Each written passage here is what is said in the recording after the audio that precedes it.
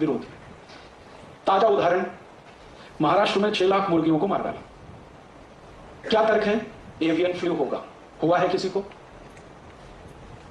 लगभग 15 दिन हो गए हैं, मैं पूरे भारत के कई हॉस्पिटल्स के साथ लगातार संपर्क में हूं कि आपके पास कोई एवियन फ्लू का केस आया हो तो बताइए। कहीं नहीं आया। फिर 6 लाख मुर्गियों को मार डाला किस आधार पर? कि उनसे वायरस फैल सकता है। फैला तो नहीं है, फैल सकता है, इसकी गारंटी क्या है? और भारत एक ऐसा अद्भुत देश है दुनिया में जहां कोई भी वायरस जल्दी से फैल नहीं सकता, क्योंकि सूर्य का प्रकाश इतना तीखा है, इतना तेज है कि सैकड़ों किस्म के वायरस तो ऐसे ही मर जाते हैं। यूरोप में यह समस्या है कि वहां बहुत तेजी से वायरस फैलते हैं, क्योंकि साल में 9 महीने सूर्य का प्रकाश नहीं होता है। यूरोप के सभी देशों में आप जानते हैं एक साल में 9 महीने सूर्य का दर्शन नहीं होता, और साल में 6 महीने तो -40 डिग्री सेंटीग्रेड तापमान होता है। तो इतने ठंड वाले इलाके में अगर कोई फ्लू फैले, वायरस फैले, बैक्टीरिया बने और वो मल्टीप्लाई करे तो समझ में आता है, क्योंकि उसको कंट्रोल करने की कोई व्यवस्था नहीं है। भारत जैसा तो देश दुनिया में अद्भुत है, जहां साल के 12 महीने सूर्य प्रकाश मिलता है, हर दिन सूर्य प्रकाश मिलता है, और आजकल का समय तो 38 डिग्री सेंटीग्रेड का है, जिसमें कोई वायरस पनपना ही बहुत मुश्किल है। और इसी कुतर्क के आधार पर 6 लाख मुर्गियों को मार डाला बेदर्दी के साथ, बिना सोचे समझे कि इन मुर्गियों का हमारे जीवन को चलाने में कोई उपयोग होता है। यह उपयोग नहीं कि वो अंडा देती है और हम अंडा खाते, उससे ज्यादा बड़ा उपयोग है जो हमें आज तक पता नहीं चला है। इस प्रकृति के चक्र को नियमित रखने में मुर्गियों की, मुर्गों की बहुत बड़ी भूमिका है। हमारे शरीर को नुकसान पहुंचाने वाले जो छोटे जीव हैं, जो शरीर के शत्रु हैं, उनको खाने का काम ये मुर्गी और मुर्गे करते रहते हैं। चुन चुन के उठा लेते हैं जमीन पे से, ताकि मनुष्य सुरक्षित रहे।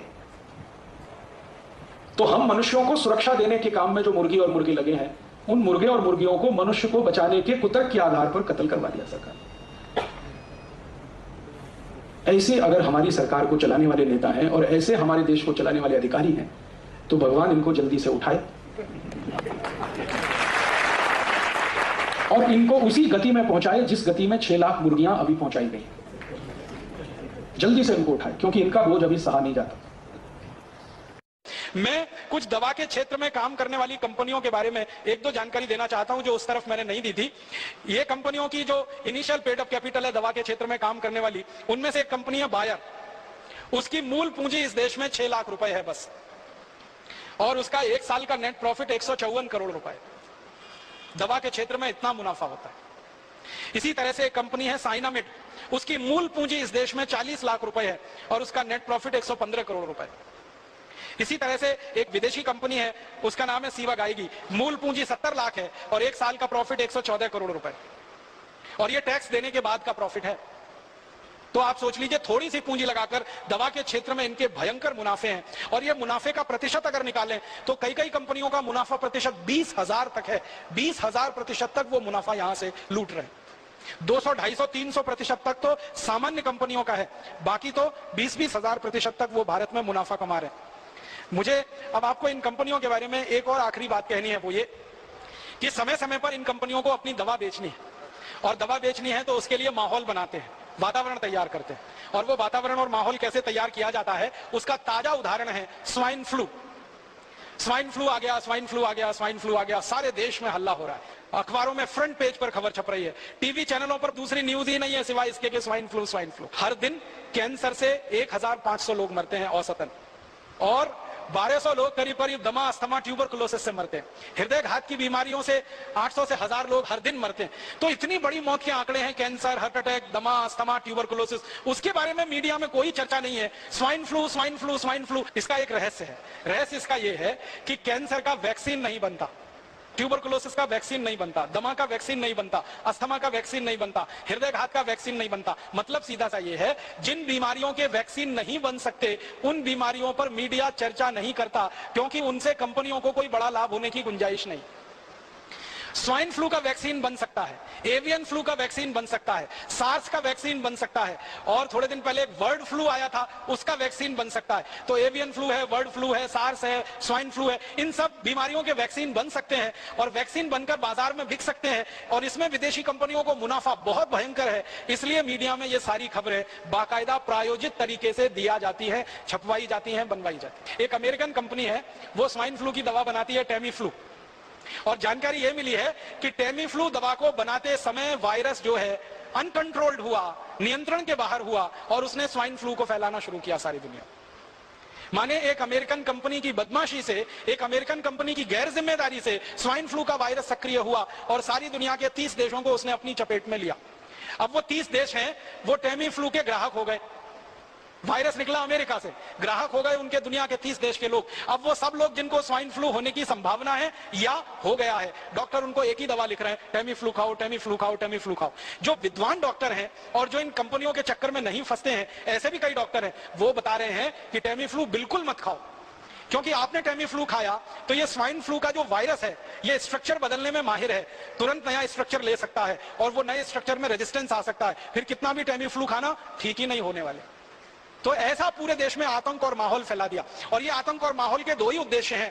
पहला उद्देश्य है ज्यादा से ज्यादा टेमी फ्लू दवा बेचना, जो पिछले दसियों साल से इस कंपनी ने उत्पादन करके गोडाउन में भरी हुई है, अब वो गोडाउन खाली करना है। अब ये गोडाउन कोई ऐसा गोडाउन नहीं है जो टूथपेस्ट का हो, रोज इस्तेमाल करें और फेंक दें। ये गोडाउन तो तभी खाली होगा जब कोई दवा का आतंक हो, वायरस का आतंक हो और डर हो और दहशत हो। डर, दहशत और आतंक के चलते आदमी मजबूर हो जाता है महंगी से महंगी दवा खाने के लिए और महंगे से महंगा इलाज करने के लिए। तो ये स्वाइन फ्लू का वायरस इसी तरह का एक प्रोपेगेंडा है। मुझे तो एक ही बात कहनी है, वो ये कि ये स्वाइन फ्लू नहीं है, मीडिया फ्लू है।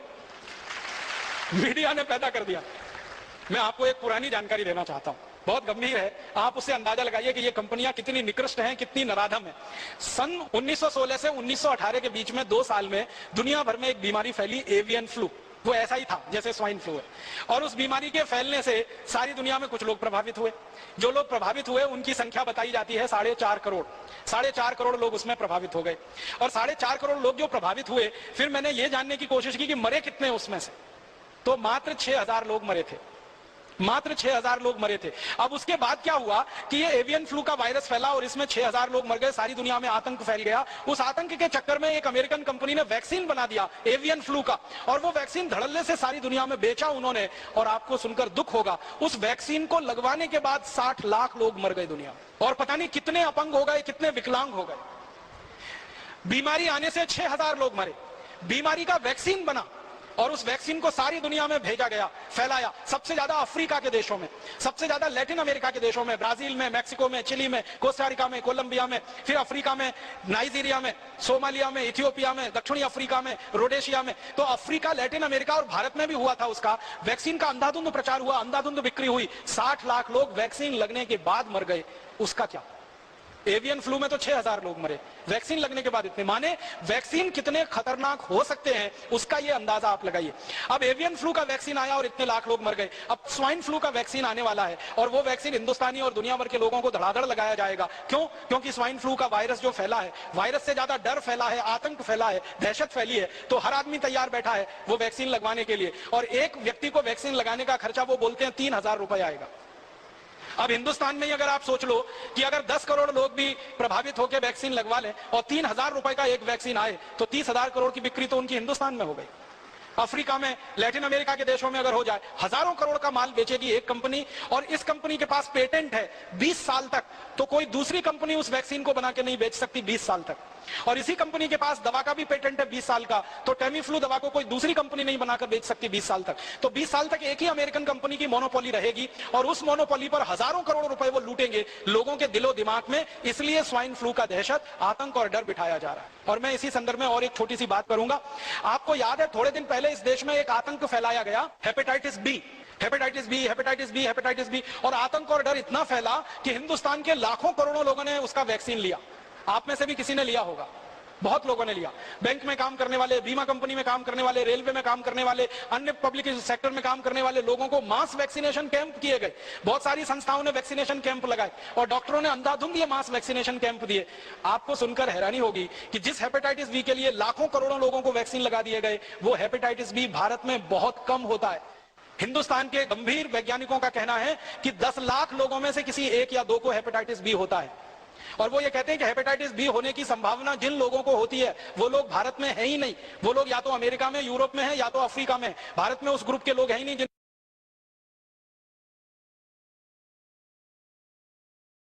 हमारे पुणे में अभी थोड़े दिन पहले मास वैक्सीनेशन का कैंपेन चला, हेपेटाइटिस बी। याद है? हर गली मोहल्ले चौराहे में हेपेटाइटिस बी का वैक्सीन लगता था। Rotary Club, Lions Club, Rotaract Club, Lioness Club, Jain संगठन, फलाना संगठन, ढिमाका संगठन, जितनी सहकारी संस्थाएं, सामाजिक संस्थाएं, सबका एक ही काम था, वैक्सीनेशन करो, वैक्सीनेशन करो। क्या हो रहा है? हेपेटाइटिस बी आने वाला है, हेपेटाइटिस बी आने वाला है, हेपेटाइटिस बी आने वाला है। सबसे जास्ती वैक्सीन बिका पुणे में। हम लोगों ने इस हेपेटाइटिस बी के मामले पर एक मुकदमा किया था बंबई हाई कोर्ट में, और जब मुकदमा किया तो अदालत ने आदेश दिया कि इसकी जांच करो, माइक्रो लेवल पे, सूक्ष्म स्तर पे जांच करो। जब जांच हुई तो पता चला कि हेपेटाइटिस बी नाम की बीमारी भारत में होती ही नहीं। बीमारी होती है हेपेटाइटिस ए।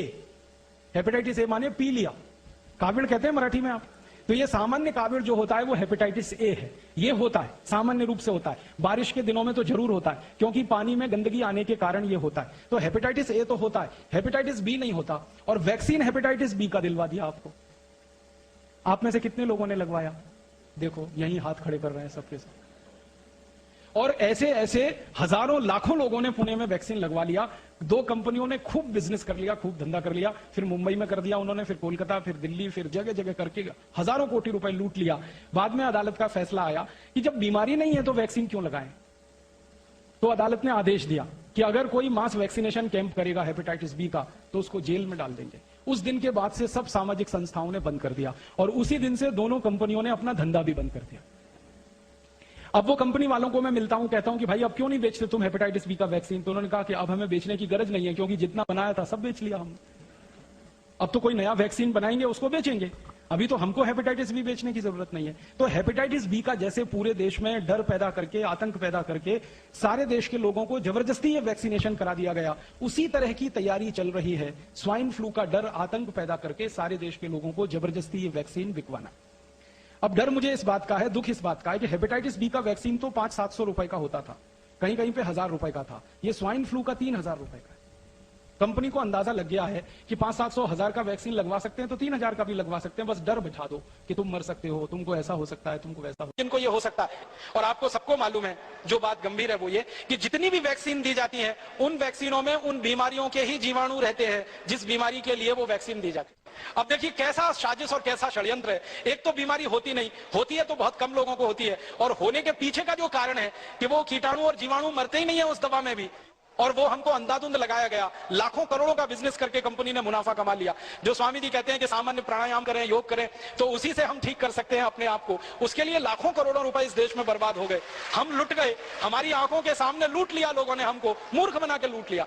तो कभी हेपेटाइटिस बी के नाम पे, कभी स्वाइन फ्लू के नाम पे, कभी एवियन फ्लू के नाम पे, कभी सार्स के नाम पर, कभी बर्ड फ्लू का कितना आतंक फैलाया था थोड़े दिन पहले। हजारों लाखों मुर्गियां इस देश में कट गई। परिणाम जानते क्या हुआ? मुर्गियों की कमी पड़ गई तो सरकार ने विदेशों से मुर्गी इंपोर्ट करना शुरू कर दिया। अंडों की कमी पड़ गई तो विदेशों से अंडे खरीदने शुरू कर दिए इन्होंने। और अब ये स्वाइन फ्लू के नाम पे बता रहे हैं सुअर को काट रहे हैं, फिर थोड़े दिन में सुअर की कमी होगी तो सुअर का मांस विदेशों से खरीदेंगे, हिंदुस्तान में बिकेगा। ये सारे के सारे मार्केट की उनकी रणनीति है। धंधा करना है, माल बेचना है, उनको आपके स्वस्थ रहने से, बीमारी से कोई लेना